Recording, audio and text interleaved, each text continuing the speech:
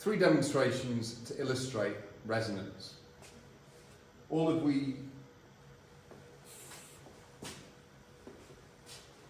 Three demos to illustrate resonance, three sets of apparatus, mass spring system, 5 pendula coupled by an approximately horizontal string, and 7 rods of different lengths, each with a different natural frequency of oscillation.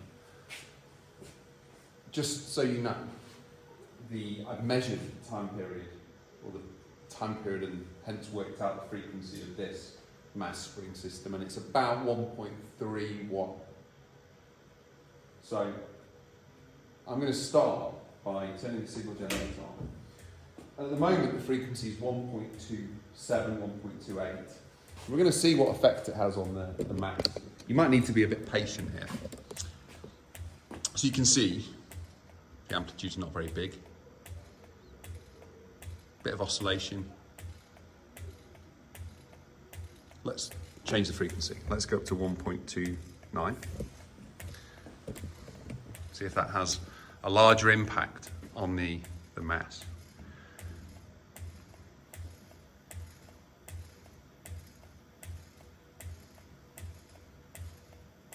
Seems to be increasing.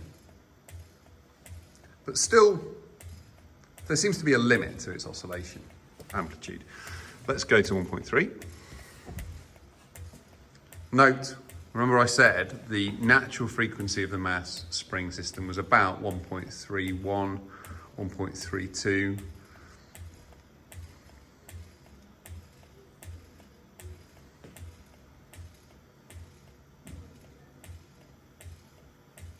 Larger amplitude, still limited, 1.31.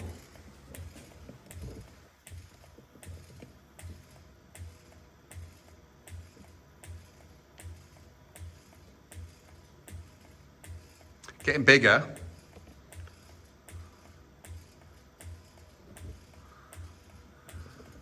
So you can see the amplitude is increasing as we get closer to the natural frequency, and in fact we'll reach a point where energy gets added to the mass at just the right point every cycle, and the amplitude will get bigger and bigger.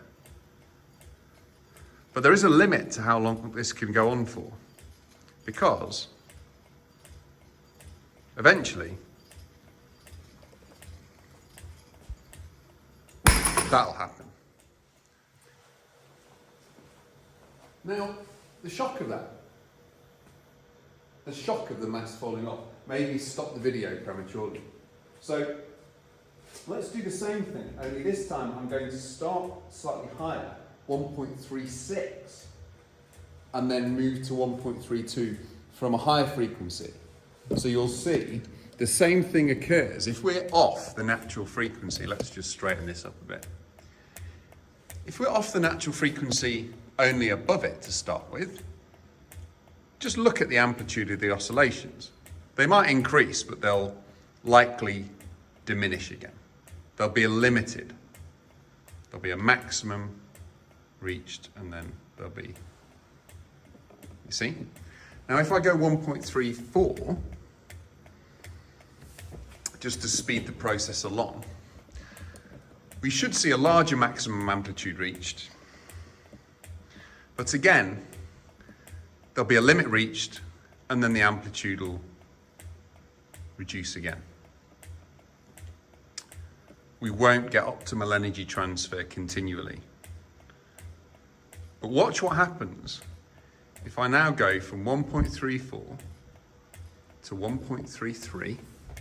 In fact, we could just go, well, let's go to 1.33. That's pretty close to the situation where we get resonance.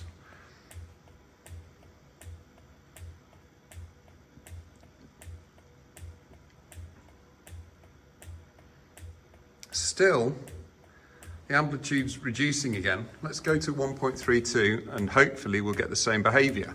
We'll get increase in amplitude until the mass effectively comes off the spring. So let's just be patient.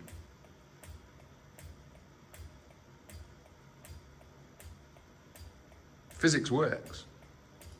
And I'm not just saying that.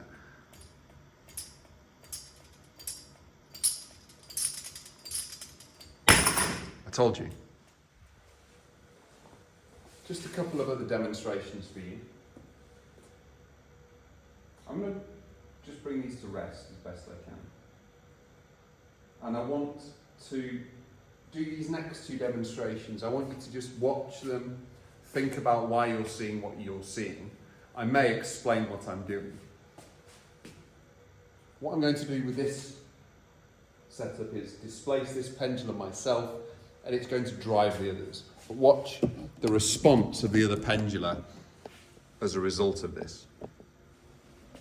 Note that the pendula are all coupled by that horizontal string. Which one is responding the most and why? Why are the others not responding as much? And you might even notice something about the phase difference between the oscillations. Demonstration number 1, quite clear. Demonstration number 2, rods of different lengths connected to a central piece of wood which is attached to a signal generator. These rods all have different natural frequencies of oscillation. Let's just go ahead and turn the signal generator on.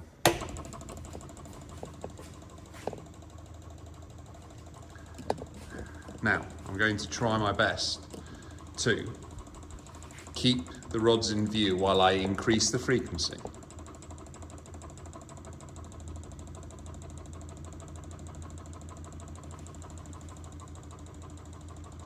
So just watch each of the rods. That first one's going some. Increase the frequency some more. Oh.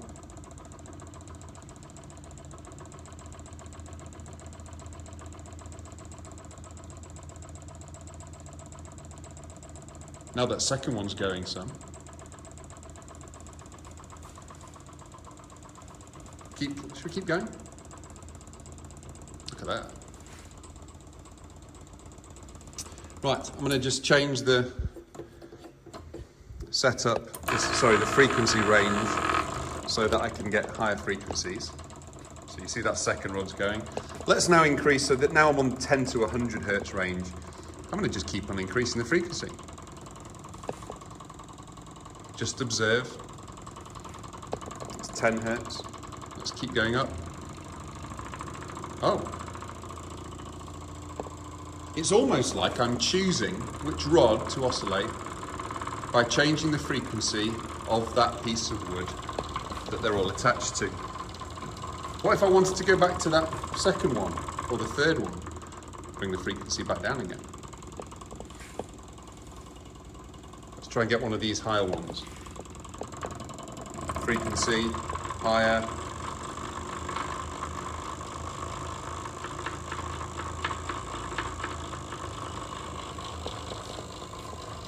Not far off.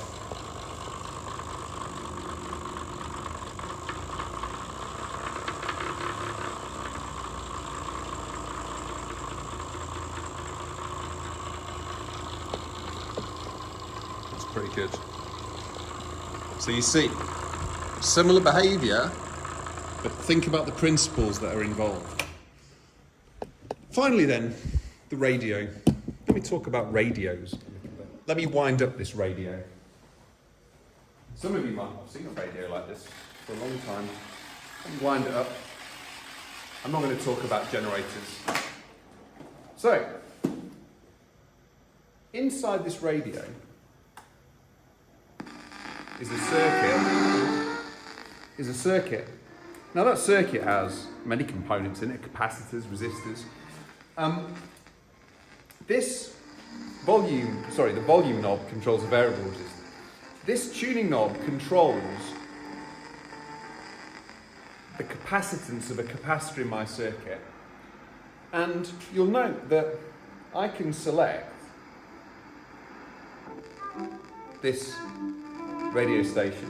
It sounds to me like Radio 3. Or I can select something like this, which sounds rather like Radio 4, I think you'll agree. In fact, that was David Attenborough. 1, 2, 3, chanted the militant dons. Let's try something else. Just about transforming homes. There we go, It's maybe about Radio 15 1. moments. So, Men radio allows you to select a certain frequency of radio wave based upon tuning an aspect of your circuit. There's a great deal of similarity between what's going on in this and what's going on in each of these situations mechanically. I'm not going to go into detail, but the mathematics and principles that govern mechanical oscillation also govern electrical oscillation, which is what is going on here. Now, I did this in one take, so I'm not expecting it to be perfect, but I hope that was useful to watch nonetheless.